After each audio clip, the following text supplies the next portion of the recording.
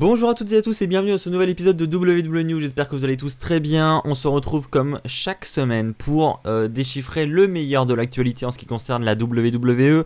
Avant de commencer, je tiens à préciser qu'il y a déjà un concours actuellement sur la chaîne, le lien pour participer est dans la description. Il vous permet de gagner l'un des exemplaires du DVD de WrestleMania 34 commenté en français par Christophe Ajus et Philippe Chéreau. Donc n'hésitez pas, tentez votre chance dès maintenant. Et si vous voulez acheter le DVD, on vous rappelle qu'il est bien sûr disponible chez tous vos marchands de journaux. On commence dès maintenant cet épisode avec une grosse information qui concerne le Hall of Famer de la WWE, celui qui a pris sa retraite en 2010 après WrestleMania 26. Il s'agit de Shawn Michaels. Shawn Michaels qui pourrait revenir pour effectuer non pas un, mais deux combats. Alors on a pu voir la confrontation lors du dernier épisode de Raw entre Shawn Michaels et l'Undertaker, un moment assez incroyable d'ailleurs.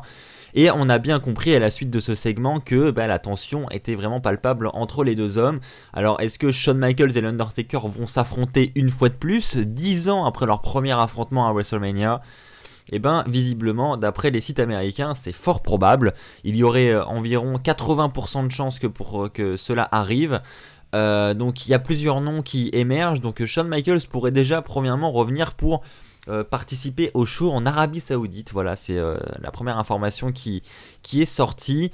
Pas d'adversaire en particulier pour ce show. Maintenant, il pourrait avoir en plus de ce show un autre combat. Et ce combat pourrait être contre soit l'Undertaker, soit AJ Styles, soit Johnny Gargano. Ce sont les trois noms qui ressortent.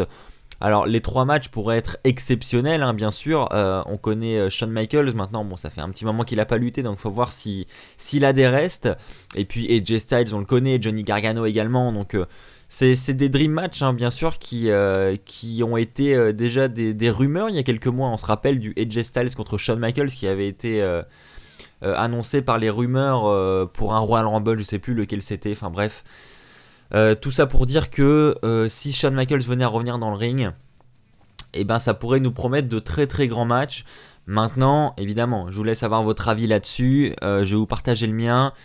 C'est toujours dommage de voir un catcheur sortir de sa retraite, surtout lorsque ce catcheur est Shawn Michaels et que pendant 10 ans il a tenu parole et qu'il est resté dans cette retraite et qu'il a toujours dit justement non, je ne sortirai jamais de ma retraite, je suis parti sur une belle note et j'ai pas envie de tout briser. Et bien là, ça serait un peu le cas s'il revenait pour ces matchs. Ça serait dommage de casser tout ça. D'un autre côté, moi je me dis, quand j'ai vu le segment à Raw cette semaine, je me suis dit, waouh, quand même, le segment était exceptionnel. Il m'a donné des frissons face à l'Undertaker. Je me suis dit, si un match venait avoir lieu entre les deux, est-ce que je dirais non au final ? Voilà, c'est tentant. Après, comme je viens de le dire, c'est le risque de foutre en l'air une belle fin de carrière que Shawn Michaels a eu à WrestleMania 26. Donc bon, il y a un risque maintenant. Voilà, l'information en tout cas elle est là, c'est que visiblement Shawn Michaels sortira de sa retraite, c'est quasiment sûr. Maintenant, face à qui ? L'Undertaker, AJ Styles, Johnny Gargano. En tout cas, il aurait deux matchs, donc pourquoi pas un contre l'Undertaker et un contre AJ Styles ou Johnny Gargano. On va voir si cela se confirme dans les semaines à venir. Pour l'instant, rien d'officialisé évidemment par la WWE.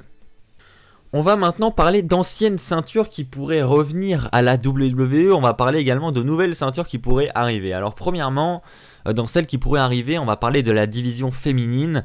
Il y a actuellement du côté des officiels de grosses interrogations sur ces ceintures.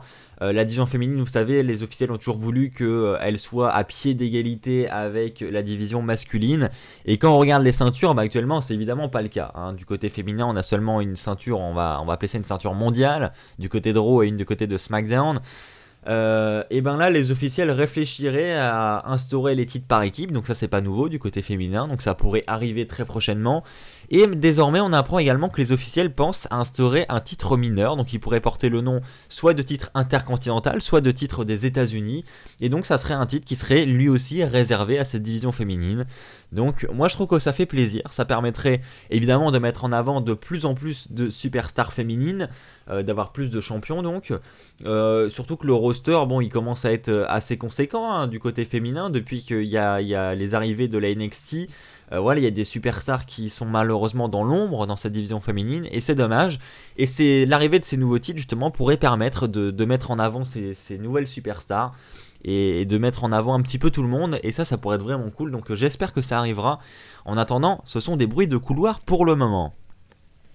Maintenant, une autre information qui concerne maintenant la division masculine, la WWE penserait actuellement fortement à ramener un nouveau titre, donc qui a déjà existé dans le passé. Alors bon, c'est les informations qui sont rapportées pour le moment, hein. Maintenant peut-être que ça va changer et qu'au final ils vont se dire ok on va créer un nouveau titre mais on va le créer, on va pas ramener un ancien qui a existé, on verra. En attendant pour l'instant 2 anciens titres sortent du lot. Je dois vous avouer que pour l'un des deux j'y crois à 0%, maintenant on va voir. Premièrement, il y aurait le titre européen. Alors ça, je pense que c'est fort probable, hein, surtout depuis que on a de plus en plus de catcheurs européens qui arrivent dans le roster principal. Ça, c'est clairement faisable, je pense, et ça serait clairement une bonne chose. Moi, je suis vraiment pour à 100%. Et l'autre titre qui sort de ces informations, ce serait le titre hardcore. Alors là, voilà, le titre hardcore en 2018, je ne sais pas d'où sort cette information, mais clairement, j'y crois à 0%. Enfin, je veux dire, on n'est pas dans l'époque où le titre hardcore a clairement sa place dans le ressort principal. Ça serait... Moi, franchement, le titre hardcore, je le trouve super stylé. C'est vraiment un titre très classe, je trouve. Et puis le concept du titre hardcore était vraiment cool. Le fait que la ceinture puisse être défendue n'importe où, n'importe quand. C'était vraiment cool. Maintenant on est en 2018 et le thème le terme hardcore ne correspond pas quoi. C'est ça le problème. Maintenant il pourrait pourquoi pas ramener à ce compte là un titre avec le même concept, c'est-à-dire une ceinture qui n'a pas le nom de titre hardcore mais qui peut être défendu n'importe où, n'importe quand. Ça pourrait être stylé aussi, à voir. Et notre information concerne la NXT. Et oui, visiblement, il y a beaucoup de ceintures qui pourraient être ramenées ou créées prochainement. La NXT pourrait aussi, elle aussi, avoir de nouveaux titres créés dans les mois à venir. Donc voilà, information, là on n'a pas de détails, on ne sait pas quels seraient ces titres, si ce serait plus pour la division féminine ou masculine. Visiblement, ça serait un peu pour tout le monde. Donc on manquerait également de titres à la NXT, il y en aurait d'autres. Voilà. Donc là vous avez toutes les informations, donc là ça fait un paquet de ceintures qui pourraient être créées en peu de temps, hein. Donc à voir si tout ça va se confirmer, mais ça serait les tendances actuelles du côté des backstage, à voir. N'hésitez pas à partager votre avis évidemment dans les commentaires en ce qui concerne ces créations de titres. On va maintenant parler de notre ami Matt Hardy. Vous le savez, Matt Hardy il a pris sa retraite dernièrement. Bon, ça n'a pas été officialisé devant les caméras de la WWE. Maintenant, on voit bien que Matt Hardy n'est plus présent lors des shows. Et Matt Hardy se consacrerait donc actuellement à sa carrière, on va appeler ça comme ça, entre guillemets, de booker. Il travaille depuis quelques semaines du côté du roster principal, derrière Raw, chaque semaine.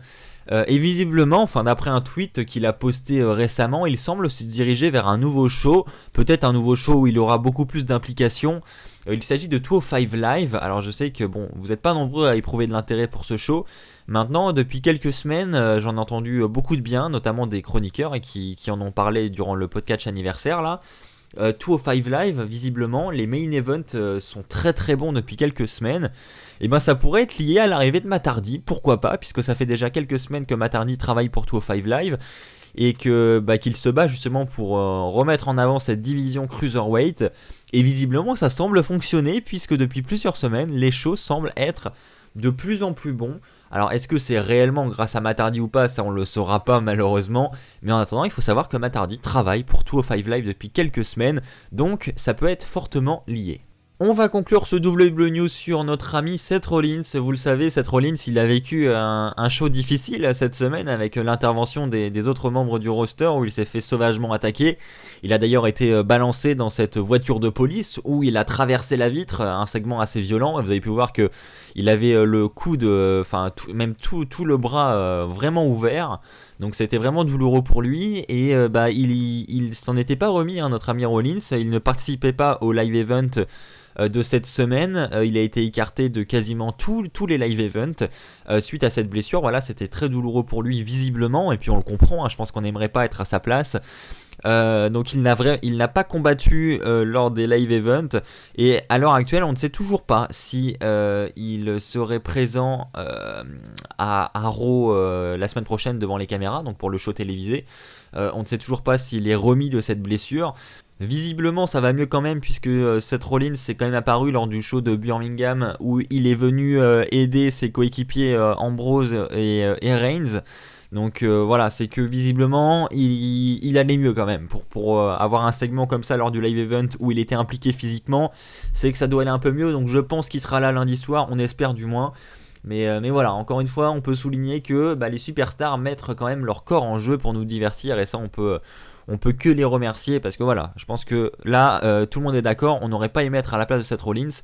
Et voilà, cette blessure, ça doit être assez douloureux quand même, mine de rien. Donc on le soutient, Seth Rollins, et on le remercie pour tout ce qu'il a fait pour nous cette semaine à Raw. Voilà, c'est ainsi que s'achève cet épisode de WWE News. J'espère qu'il vous a plu. Si c'est le cas, n'hésitez pas à lâcher un pouce bleu, n'hésitez pas à vous abonner pour ne rater aucune de nos futures vidéos. On se retrouve très très vite pour de nouvelles informations sur WFan France et puis de nouvelles vidéos évidemment. D'ici là, portez-vous bien, et comme d'habitude, n'oubliez pas, soyez toujours très très fiers d'être fan de catch. Allez, bye tout le monde.